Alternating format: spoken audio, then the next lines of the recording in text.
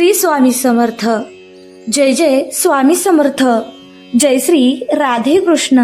प्रिय बंधू आणि भगिनींनो, आज आपण एक अशा साधकाची गोष्ट ऐकूया ज्याचे नाव होते नारायण. नारायण हा एक साधा शेतकरी होता. तो रोज सकाळी उठून आपल्या शेतात राबायचा. दुसऱ्या गावाच्या बाजारात जाऊन धान्य विकायचा. गरिबांना जेवढे शक्य तेवढे दान द्यायचा आणि संध्याकाळी श्रीकृष्णाच्या मंदिरात दीप लावून यायचा. त्याला फळाची फार इच्छा नव्हती. तो फक्त एवढंच म्हणायचा, हे केशवा, मी माझे काम प्रामाणिकपणे करतो, बाकी तुझे हातात. पण गावात एक श्रीमंत सावकार होता. नाव होते त्याचे धनंजय. धनंजय खूप चालाक होता. तो परकी गरीब शेतकऱ्यांची जमीन हडप करायचा. खोट्या कागदपत्रांवर सही घ्यायचा. व्याज वाढवून लोकांना रस्त्यावर आणायचा. नारायणानेही एकदा त्याच्याकडून थोडेसे कर्ज घेतले होते, पण वेळेवर परत करू शकला नाही.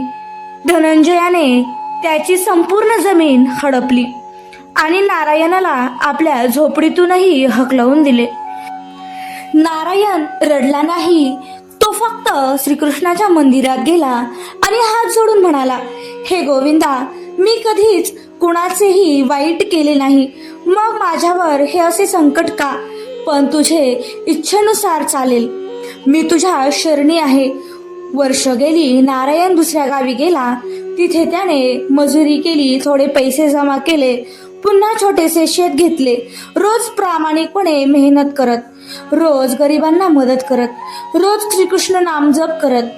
त्याला कधी श्रीमंती मिळाली नाही, पण मनात त्याच्या शांती होती.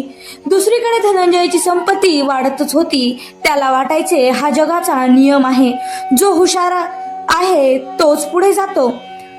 कर्म व अकर्म असं काहीही नसतं.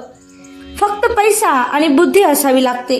पण एके दिवशी भयंकर पूर आला. संपूर्ण गाव पाण्यात भरले. धनंजयच्या मोठा महाल वाहून गेला. त्याची बँक, त्याची दुकाने, सगळे काही उद्ध्वस्त झाले. त्याच्याकडे राहिले फक्त एक छोटेसे घर आणि कर्जाचा डोंगर. लोकांनी त्याला त्याची साथ सोडली. जो त्याला शेठजी म्हणायचे ते आता त्याला ओळखायचेही नाहीत. एक दिवस धनंजय भुकेने व्याकुळ होऊन रस्त्याने चालत होता. पावसात भिजत, थंडीने थरथरत त्याला एक छोटीशी झोपडी दिसली. तिथे एक माणूस आपल्या कुटुंबाला जेवण वाढत होता. धनंजयने हात जोडले, मला थोडेसे अन्न द्याल का? मी उपाशी आहे. तो माणूस कोण होता माहितीये? तो होता नारायण. नारायणाने त्याला ओळखले, पण त्याच्या चेहऱ्यावर राग नव्हता, सूड नव्हता, फक्त होती ती करुणा. त्याने धनंजयला आत बोलवले. स्वतःच्या हाताने गरमागरम भाकरी भाजी त्याला वाढली आणि म्हणाला, जेवा शेठजी, देवाने आपल्या सर्वांना समान संधी दिली आहे. आज तुम्ही माझ्या दारात आलात, उद्या कदाचित मी तुमच्या दारात येईन. धनंजयच्या डोळ्यातून अश्रू आले. तो रडू लागला. नारायणाला म्हणू लागला, मी तुझ्यासोबत फार मोठा अन्याय केला. तू मला का मदत करतो आहेस? नारायण हसला आणि म्हणाला, कारण मला श्रीकृष्णांनी शिकवले आहे, कर्म कधीच व्यर्थ जात नाहीत. तू जे बोर आहेस ते एक दिवस कापूस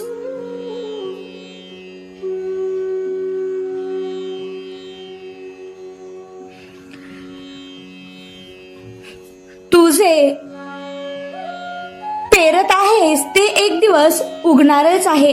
मी फक्त माझे कर्म करतो, फळ त्याच्या हाती आहे. धनंजयाने नारायणाच्या पाया पडून क्षमायाचना मागितली. त्याने आपली उरलेली संपत्ती गरिबांना वाटली आणि उरलेले आयुष्य श्रीकृष्ण भक्तीमध्ये घालवले. लोक विचारायचे, नारायण, तुझ्या बरोबर इतके वाईट झाले तरी तू का संकटातही हसत राहिलास? नारायण शांतपणे म्हणायचा, कारण मला माहित आहे, कर्माचा न्याय कधी चुकत नाही. तो फक्त वेळ मागतो. जसे बीजाला अंकुर फुटायला, झाडाला फळ यायला वेळ लागतो, तसेच प्रत्येक कर्माला आपला योग्य वेळ असतो. श्रीकृष्ण सांगतात, तू कर्म कर, फळ मी देईन. आणि जेव्हा तो फळ देतो तेव्हा इतके गोड असते की सगळे कटू अनुभवही मधुर वाटू लागतात. प्रिय भक्ताहो, हीच भगवद्गीतेची शाश्वत शिकवण आहे. तुमचे कर्म शुद्ध असतील, निष्काम असतील, प्रेमाने आणि सत्याने केलेले असतील तर भले कितीही वेळ लागो, श्रीकृष्ण स्वतः येऊन तुमच्या दारात तुमचे फळ ठेवतील. फक्त धैर्याने श्रद्धेने कर्म करत राहा. कर्माचा न्याय कधीच चुकत नाही. जय श्री राधे कृष्ण. कमेंटमध्ये लिहा जय श्री राधे कृष्ण आणि ही कथा आपल्या प्रियजनांना नक्की पाठवा, कारण एका शेअरने कोणाच्या तरी जीवनात कृष्ण प्रकाश उजळू शकतात. हरिओम तत्सत. श्री स्वामी समर्थ.